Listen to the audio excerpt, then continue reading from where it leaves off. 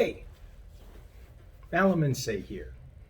Now, a lot of people may not know this about me. Obviously, I'm a gun nerd, but I'm also a criminal defense attorney. One of the things that I want to talk about is some of the things that I think people should know on the legal side when they deal with handguns. Now, obviously, we're going to be talking about handguns as well as rifles and shotguns, but specifically, I want to talk about handguns in their defensive role right now, okay? So first of all, I want people to think about the defensive handgun's role is designed to make sure that you, the handgun owner, are able to walk away from a situation in which you are forced to choose between your life and the life of another person. It's not something to be taken lightly. In fact, most handgun courses I know spend half of their time talking about the ramifications of dropping the hammer on another human being. It's not something that anyone should ever consider taking lightly. One of the things that I think is important is making sure that you, the responsible handgun owner, are absolutely making sure that you are doing everything in your power to give yourself the appearance that you made the right decision. And there are some tips and tricks from an attorney that I think you might want to consider. First, I don't believe that there is any particular caliber that is good or bad. While some people have said that they think there are calibers that make you look worse, I don't necessarily believe that, nor is there any evidence that shows that. Some people think that maybe 44 Magnum might be overkill. I haven't seen any evidence in particular that that might be the case. Of course, it might vary state to state, but prosecutors will probably not look at anything that isn't absolutely outrageous, something like a 50 BMG. Okay, so as long as you're using a commonly used caliber that people might use here and there for whatever purposes, especially defense, I don't think that there will be any problems. There are people that defend their homes with hunting rifles with 300 Win Mag. So that's overkill if there ever was one, right? Nobody would ever want to be shot with one of those compared to a 9mm. So just that's something to think about. The next thing is the gun in particular. My advice is use something that everyone else uses. Use something that the pros use. Law enforcement, security, maybe even military. Now, specifically, we're talking about handguns here, so I'm not going to get into the AR-15 debates at this point, but one of the things I think is important for all responsible gun owners to know is that you should be using things that are common. They need to be stock in at least appearance and functionality. They need to be responsibly maintained. They need to be responsibly bore, meaning that you need to actually, be bearing that weapon responsibly in a holster or in a safe or something like that. But particular guns that are going to cause problems are ones that make someone have the appearance that they are not responsible, that they are not absolutely sure that what they are doing is vitally dangerous, or that somebody actually has the urge and desire to kill. Now, these are things that prosecutors look at when they charge somebody. In a self-defense situation, while it might actually seem like it's apparent that it was self-defense, that's not always the case, especially if there's only two people involved and one of them is dead. So it needs to be considered by everyone to make sure that you don't have a weapon used that is going to make you appear to be someone who was just itching to pull that trigger.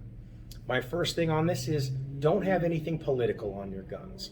As much as we all love to have fun toys to take out, let's leave those things at the range. The Molon Labe, American flags, MAGA, any kind of political message, anything that has Punisher logos, skulls, zombie, pink, blue. Don't get any gun that doesn't look like it's something that a responsible gun owner would own.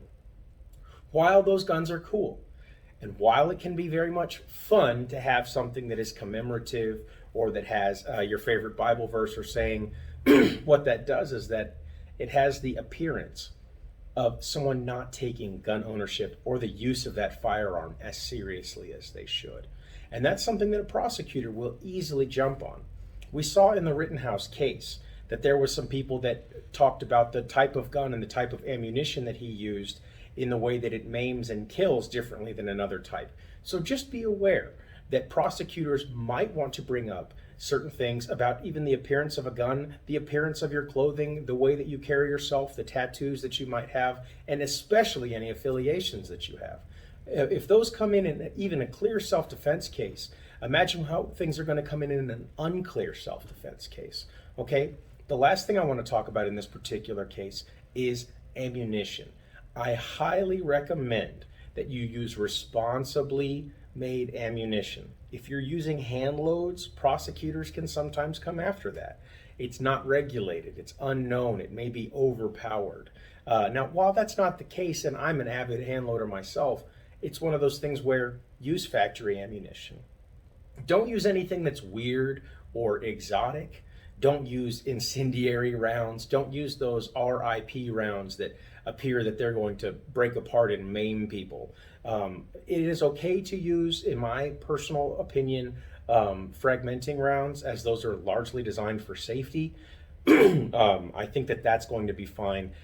Don't use any of those, Black Talon or Ranger ammo that's designed to make terminal cuts and slices all over the place. That is not as important as it might seem, but I think that it's important to just use what the pros use. For your regular handgun ammo, use things like Gold Dot, Federal HST, Golden Saber. These are your standard rounds that people are going to use that aren't necessarily going to draw any unnecessary attention or raise any questions that a person might not be as serious as they should be. Next, do not ever use any type of armor-piercing ammunition. Now, this goes a little bit more with rifles, but there are a lot of people who use short-barreled PDW rifles. Do not ever use armor-piercing ammunition. If the fact that in the Rittenhouse case, full metal jacket ammunition was brought up, just imagine what armor-piercing ammunition will bring up. It makes a person look very irresponsible, as this ammunition is designed to cause the most amount of collateral damage possible. Go through doors, barriers, glass, etc. Now, especially if you live in an area that's heavily populated, you shouldn't be using that type of ammunition anyways. And I am highly against using an AR-15 for a heavily populated area, especially knowing what we do know about rifle ammunition. I believe pistols and shotguns are probably the way to go when it comes to home defense. And if you live in an apartment, you need to be even more careful. And I suspect probably just going with a shotgun with buckshot or some type of birdshot is the best thing to do if you live in an extremely highly populated area like an apartment. I've done that myself, and I've also tested that ammunition, and I know it to be very effective at apartment ranges without going through more than 2 or 3 layers of drywall. Never use shotgun slugs inside of a home situation. If it's in a vehicle, that's different, and I might make a video about vehicles, but I really just want to get into the way that prosecutors think. They want to see people using a very common thing.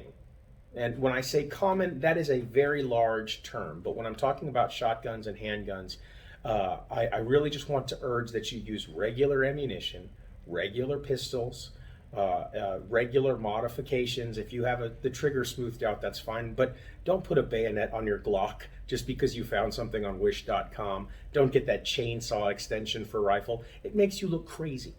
Okay, it makes you look like someone who is just dying to shoot someone, and you don't want to look like that. You want to look like someone who made a very tough decision and used a very precise tool to defend their life.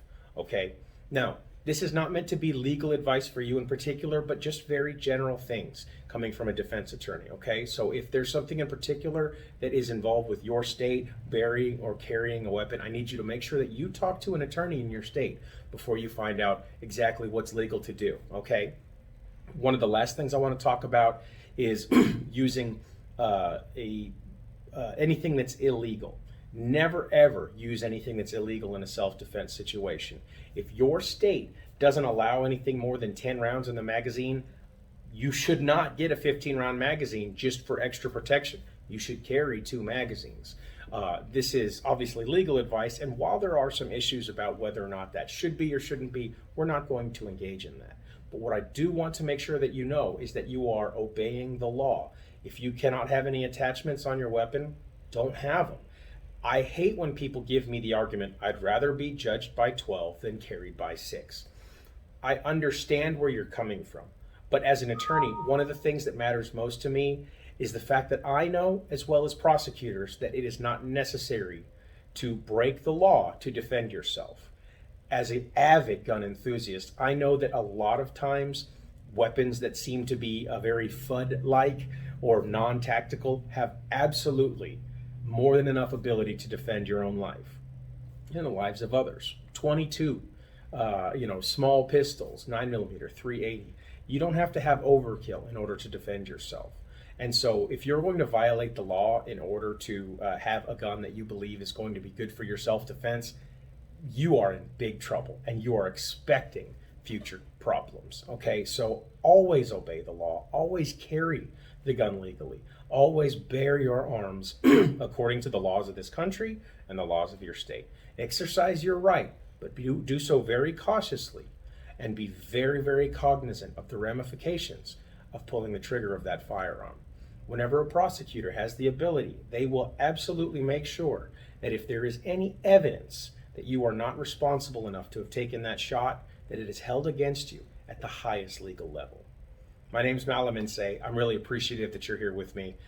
If you're enjoying this, please let me know if you want me to give some more talks or if you want me to talk about some certain specific topics. I'd like to get into them.